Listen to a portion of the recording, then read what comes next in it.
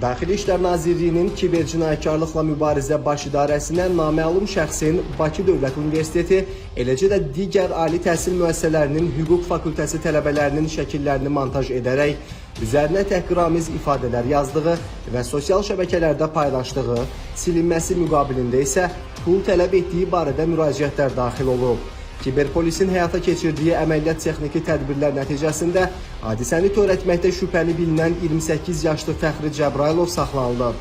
Araşdırmalarla müəyyən olunub ki, Fəxri Cəbrailov TikTok sosial şəbəkəsində hüquq tələbələri etiketi ilə axtarış edərək müxtəlif şəxslərin foto və video görüntülərini əldə edib.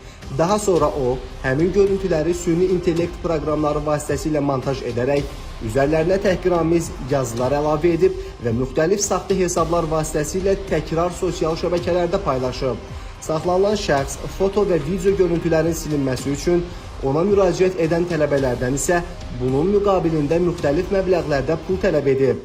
TikTok sosial şəbəkəsində Bakı Dövlətin hüquq tələbələrinin foto və videolarını götürürdüm, montaj eləyirdim süni intellektlə, altından layiq ifadələr yazırdım və yeni açdığım səhifələrdə paylaşırdım və həmin foto və videoların silinməsi üçün də həmin şəxslərdən pul istəyirdim. Faktla bağlı baş idarədə cinayət işi başlanılıb. Fəxri Cəbrailova Cinayət Məcəlləsinin müvafiq maddəsi ilə ittiham elan olunub və o təqsirləndirilən şəxs qismində istintaqa cəlb edilir. Araşdırmalar davam etdirilir.